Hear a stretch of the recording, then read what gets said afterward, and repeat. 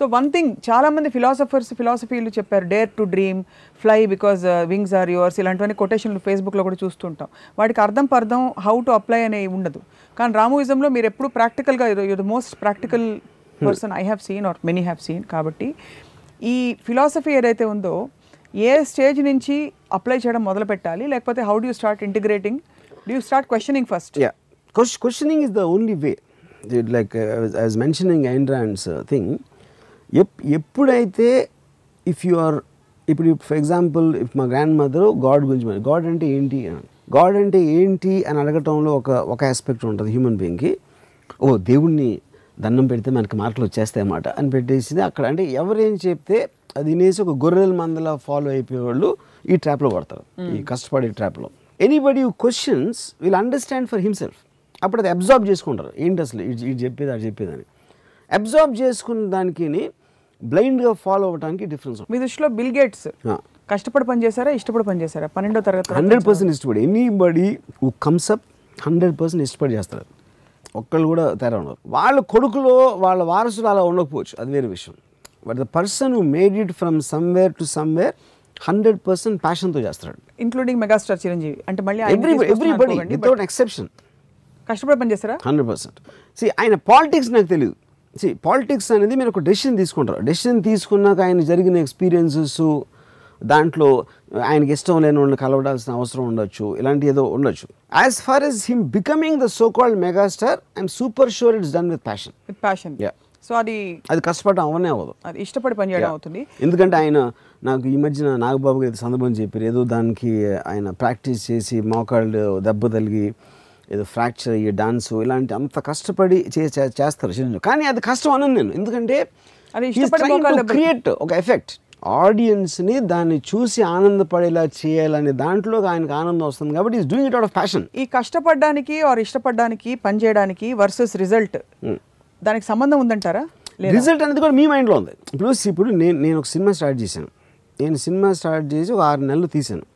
6 నెలలు నేను చాలా ఆనందం అనిపిస్తాను దాంట్లో. సినిమా రిలీజ్ అయింది, పెద్ద ఫ్లాప్ అయింది. అప్పుడు ఎందుకు ఫ్లాప్ అయిందని నేను 2 minutes 1 minute ఆలోచించి నేను నెక్స్ట్ సినిమాకి వెళ్ళిపోతాను. నేను 6 నెలలు పడిన కృషి వృధా అయిపోయిందని నన్ను, ఎందుకంటే 6 నెలలు నేను కృషి పడలే అసలు. Actually enjoyed the whole process. ఈ క్రమంలో అవతల అవసరం అంటే రిజల్ట్ కోసం మాత్రం చెప్తున్నాను, నీడ్ గ్యాప్ అనేది ఉంటుందా? ఇది need gap for a certain thing. For example నేను చిన్న very basic example, need gap అనేది వేసవికాలం, ఇది చలికాలం. చలికాలంలో నాకు ఏసీలు అమ్మడం అంటే చాలా ఇష్టం చిన్నప్పటి నుంచి. నేను బోల్డ్ అని ఏసీలు ఇక్కడ మార్కెట్లో పెట్టి బెస్ట్ రిసర్చ్ చేసి పెట్టుకుని నేనే చూసి రోజు మురిసిపోతున్నాను. I'm enjoying what I'm doing and ఏసీలని వెరైటీస్లో అందరికీ చూపిస్తున్నా, అవన్నీ ఓకే. బట్ అక్కడ అమ్ముడుపోవట్లేదు. So hence I failed. So ఈ మొత్తం ఫెనామినాన్ని ఎలా డిస్క్రైబ్ చేస్తారు మీరు? అంటే ఒక యాక్టర్ అవ్వడానికి, ఒక పొలిటీషియన్ అవ్వడానికి యాక్టర్కి ఒక నీడ్ గ్యాప్, ఒక అవసరం ఉండింది అలాంటి ఒక శక్తికి. ఒక politician I understand the need gap and term. I'm not sure I'm understanding what you mean by that. అంటే మీరు అనుకున్నది అవ్వకపోవటం ఏంటిది? అనుకున్నది సపోజ్ అవ్వలేదు అనుకోండి, is there a need to align your own dreams or your goals or your ఇష్టపడి with what is required outside? No, fair enough. Is that a smart way of being or not? 100% it's being smart. The point is మీరు ఒక decision కొన్ని factors influence చేసి తీసుకున్నారు, దాని result work out అవ్వనప్పుడు you have the responsibility towards your self to at least think of the reasons why it didn't. మీరు అనుకున్నది ఏంటి, రిజల్ట్ ఆల్రెడీ వచ్చేసింది కాబట్టి you will have a fair idea of why it didn't work. దాని తర్వాత మీరు next decision తీసుకోవడానికి అది ఉపయోగపడుతుంది. Not that it will guarantee the next decision, but at least it will become a part of your knowledge and it will become a part of your thinking process. That is what is called experience. ఇలా ఆ సమయంలో మనకు ఉన్న information and inputs ని బట్టి conscious గా ఏదో ఒక డెసిషన్ తీసుకోవడం కరెక్ట్. కానీ పెద్దవాళ్ళు చెప్పారు కదా, పక్కింటి వాళ్ళు చెప్పారు కదా అని చెప్పి మనం కూడా కుటుంబరావు లాగా జీవితం చట్టంలో ఇరుక్కుపోకూడదు అంటారు. ఇరుక్కుపోకూడదా, ఆ కెపాసిటీ కూడా ఉండాలండి. చాలా మంది వాళ్ళు ఆలోచించరు, వేరే వాళ్ళు ఆలోచనలు ఫాలో అవుతారు, అందుకనే ఫాలోవర్స్ ఎక్కువ ఉంటారు. ఎప్పుడైనా లీడర్స్ తక్కువ, ఫాలోవర్స్ ఎక్కువ ఉండడానికి రీజన్ ఏంటంటే ఫాలోవర్స్కి కెపాసిటీ ఉండదు, అసలు ఆలోచించే కెపాసిటీ ఉండదు మోస్ట్ ఆఫ్ దానికి. అందుకని వాడు చెప్పేది కరెక్ట్ అయి ఉండదు, ఆయన ఫాలో అయిపోదాం అని వెళ్ళిపోతారు వెనకాల. And which is also the reason why successful people be lesser. So successful people కష్టపడరు, చాలా కష్టపడి హార్డ్ వర్క్ చేసేవాళ్ళు సక్సెస్ఫుల్ ఫిలిం దగ్గర పనిచేస్తారు, కింద పనిచేస్తారు. అది దట్ ఈస్ ద అనాలిసిస్. ఇప్పుడు ఇష్టపడి పనిచేయడం గురించి మీరు చెప్పిన కొన్ని aspects, physically also some times you strain. బ్రూస్లీకి 8 గంటలు ఒక కరాటే ప్రాక్టీస్ చేసినప్పుడు, లేకపోతే రామ్ గోపాల్ వర్మ గారు వీరప్పన్ కోసం అడవుల్లో ఆ గతుకులు అదే చెట్ల మధ్య ముళ్ళు గుచ్చుకుంటూ నడుచుకుంటూ వెళ్తున్నప్పుడు మిమ్మల్ని డ్రైవ్ చేసే విషయం ఏంటి? ఆ మూమెంటా, లేకపోతే వచ్చే ఫలితమా, లేకపోతే the clarity of the end result? I enjoy the moment. That is the reason I'm saying result నాకు అసలు ఎఫెక్ట్ చేయదు ఇప్పుడు. ఎందుకంటే అంటే ఇప్పుడు ఒక 6 months what ever time, 6 months or 1 year or 3 months or whatever, I enjoy each and every moment. I look forward to waking up in the morning. I look forward to go to Yellapura forest to hunt for a location, whatever. So continuously మీరు వచ్చే moment కోసం ఒక passion తోటి ఎదురు చూస్తున్నప్పుడు, ఆ మూమెంట్ని మీరు saver చేస్తున్నప్పుడు కష్టం అనేది it doesn't have to have any meaning. So బయట పరిస్థితులు మీరు ఎలాగో కంట్రోల్ చేసి ఉంటారు లైఫ్. ఇప్పుడు చాలాసార్లు మీరు అంటారు, నాకు తెలిసిన ఒక డైరెక్టరు ఇట్స్ ఒక సినిమా ఏదో అది రిలీజ్ అయ్యి ఫ్లాప్ అయింది.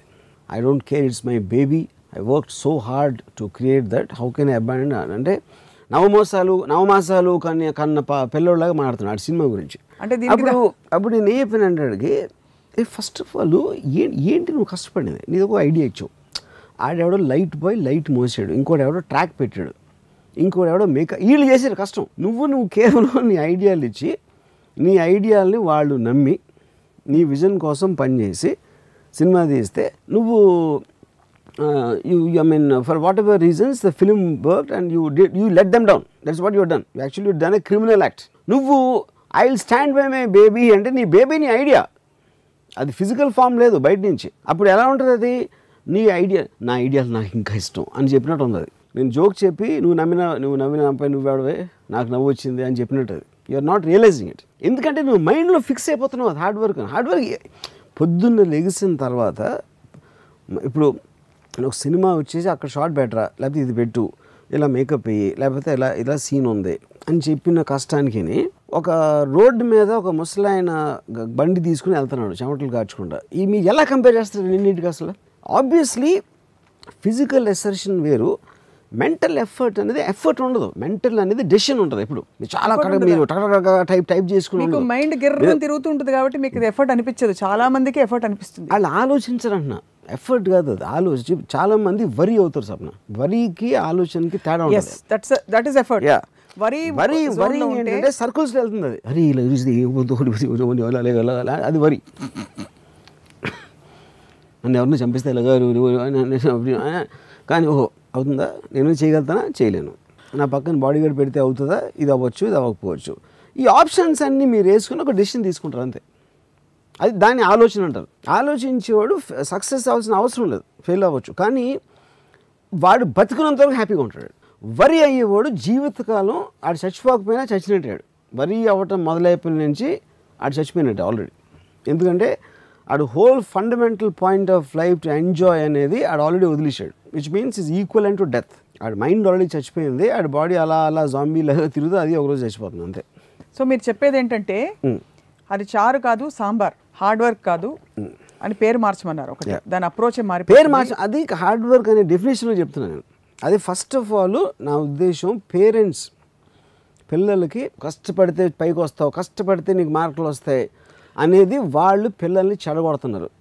That's what my fundamental problem is. అక్కడి నుంచే ఒక విక్టిమ్ కాన్షియస్నెస్లోకి తీసుకెళ్ళిపోతున్నారు. వాళ్ళు ఏం చేసినా వాళ్ళు ఎంజాయ్ చేస్తా చెయ్యాలి అనే ఒక థెరపీ అనేది పేరెంట్స్ నుంచి టీచర్స్ దగ్గర నుంచి వస్తుంది. హార్డ్ వర్క్ అనే కాన్సెప్ట్ అనేది తీసేయాలి అసలు. ఒక 4 సిచ్యువేషన్స్ చెప్తా. దానికి మీరు ఇందాక మీరు చెప్పినట్టుగా మీరు పేరెంట్ అయితే లేకపోతే మీరు ఒక ఫ్యామిలీ పెద్ద అయితే మీరు ఎలా చెప్తారు చెప్పండి.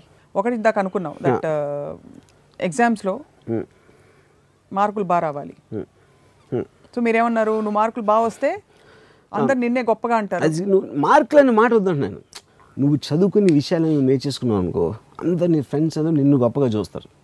సో వాళ్ళందరికీ నీకు ఒక హ్యాపీనెస్ ఇస్తావు, నేను చూసి నీ మాటలు వినడానికి వాళ్ళు ఇష్టపడతారు. అప్పుడు నువ్వు సక్సెస్ఫుల్ అవుతావు అని చెప్పాలి. కానీ మీరు మార్కులు బాగా కష్టపడు, లేకపోతే నువ్వు రేపు పొద్దున్న నాశనం అయిపోతావు, లేకపోతే నీకు తినడానికి తిండి ఉండదు అని అడిగి నెగిటివ్ ఆస్పెక్ట్స్ అన్నీ చేసి he starts hating the education after that. ఆ ప్రెషర్ తోటి ఫస్ట్ పాయింట్ అది. యా రెండోది, ఉద్యోగంలో బాగా నువ్వు you work very hard, put in అసలు నీకు 8 గంటల పని అయితే 10-12 గంటలు కూడా పని చేయి, నీ మీద మంచి రిపోర్ట్స్ వస్తాయి, అప్పుడు నీకు మంచి ప్రమోషన్ వస్తుంది. I mean more or less it will be the same answer. రెండో ఎగ్జాంపుల్ టైంకి ఆడు ఫస్ట్ ఎగ్జాంపుల్లోనే ఆడు అయిపోయాడు, ఫిక్స్ అయిపోయాడు. ఇక్కడ ఎవరికి చెప్పాల్సిన అవసరం లేదు, ఆడు మైండ్కి ఆడే చెప్పుకుంటాడు. అది అంటే హార్డ్ వర్క్. మ్యాక్సిమం ఉద్యోగస్తులు నేను చూసింది ఏంటంటే హార్డ్ వర్క్ ఎక్కువ. వాళ్ళు భార్యలకు అబద్ధాలు చెప్పడానికి చెప్తారు, అబ్బాయి ఆఫీస్లో పని విపరీతంగా ఉంది అని. ఆ భార్యలకు అబద్ధాలు చెప్పడానికి మీరెందుకు నవ్వుతున్నారు?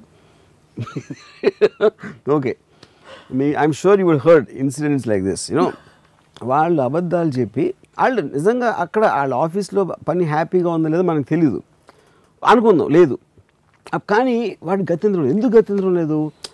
ఆడికి ఉద్యోగం జీతం కావాలి, ఎందుకంటే వైఫో పిల్లలు ఆడికి ఉన్న డబ్బు అవసరాలు ఉంటాయి. అందుకని ఆడికి ఇష్టం లేకపోయినా నెల జీతం వస్తుంది కాబట్టి చేస్తాడు. సో బతకాలి కాబట్టిగా బతుకుతున్నాం అనే ఒక సిస్టంలో వాళ్ళు బతుకుతారు. So they are also equal to the same most people who are like just there. వాళ్ళ మొహంలో జీవం ఉండదు అసలు. వాళ్ళు అంటే దెర్ ఈజ్ నో లైఫ్. ఒక భార్యాభర్తలు ఆ సినిమాకి వస్తారు, ఏంటి అమ్మ ఎందుకు వచ్చామరా, ఎందుకు బతుకుతున్నారా, వీళ్ళు ఇద్దరం ఎందుకు ఉన్నామా అనే ఒక నిర్లిప్తత కనిపిస్తుంది ఫేసెస్లో. You know, that for me is the biggest tragedy of human beings. The potential of life, killing it. They already killed it. ఈ మొత్తం స్కీమ్లో ప్రాడిజీస్ ఉంటారు కొంతమంది, అంటే అసలు కనీవిని ఎరగని రీతిలో అచీవ్ చేయమని పేరెంట్స్ కూడా వెనక నుంచి తోస్తారు, వాళ్ళు కూడా అలా తయారైపోతారు. ఉదాహరణకి మీరు ఇన్వెస్ట్ టీచర్ కాన్స్టాంటినోపులేలియా అని పెద్ద వర్డ్ చెప్పాను అనుకోండి, TPCONSTA చెప్పేస్తారు స్పెల్లింగ్స్. ఈ స్పెల్ బీలు, కాంపిటీషన్లు. ఇప్పుడైతే మ్యాథ్ బి మీరు 265 + 155 + 44 × 85 అని చెప్తే వాళ్ళు ఇలా అనుకుని చెప్పేస్తారు. వీళ్ళని చూసి మనం ఫేస్బుక్లో షేర్ చేసి వావ్ అంటుంటాం. Where do these people as individual stand? What has happen to them? Obviously నేను ఇందాక ఒక ఎగ్జాంపుల్ చెప్పాను. The degrees in people's capacities and talents and capabilities అనేది ఆటోమేటిక్గా మీకు యానిమల్స్లో ఏనుక్కి చీమకి ఎంత తేడా ఉంటుందో స్ట్రెంగ్త్, సైజు, క్వాలిటీస్లో, అంతే తేడా ఒక లోయెస్ట్ కామన్ హ్యూమన్ బీయింగ్కి హైయెస్ట్ హ్యూమన్ బీయింగ్కి అంత తేడా ఉంటుంది ఇన్ టర్మ్స్ ఎబిలిటీ, కేపబిలిటీలో. సో దాని ప్రకారమే వాళ్ళ డిగ్రీ ఆఫ్ లైఫ్, వాళ్ళ degree of enjoyment, degree of how they look at life అన్నీ మారిపోతూ ఉంటాయి. ఫర్ ఎగ్జాంపుల్, ఇందాక నేను చెప్పినట్టు నేను అసలు నాకు హాలిడే తీసుకునే అవసరం లేదు. Like my daughter things I will burst with the kind of work I do అని అనుకుంటుంది. ఎప్పుడు నన్ను హాలిడే తీసుకో అని చెప్తూ ఉంటుంది. But I know that she can't understand the concept of work and holiday నేను ఆలోచించినట్టు. అప్పుడు ఇలా నాకు చాలామంది చెబుతారు, my mother also tells me something or somebody. కానీ వాళ్ళలో నేను బోర్డం చూస్తాను. వాళ్ళలో నేను అబ్బా అసలు ఏదో టైర్ అయిపోయినా, వా ఐఎమ్ సో టైర్డ్ యార్ అని వాళ్ళు అంటారు. నేను ఎప్పుడు అనలా. నేను రోజుకి మ్యాక్సిమం 3 to 4 hours పడుకుంటాను.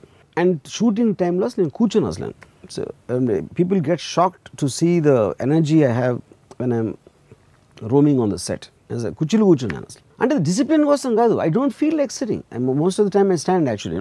సో అది ఎలా వచ్చిందంటే సూపర్ హ్యూమన్ స్ట్రెంగ్త్ కాదు, అది నా మైండ్లో నేను చేస్తున్న దానికి ఉన్న ఒక ప్యాషన్ నుంచి అది ఒక ఎనర్జీగా కన్వర్ట్ అవుతుంది.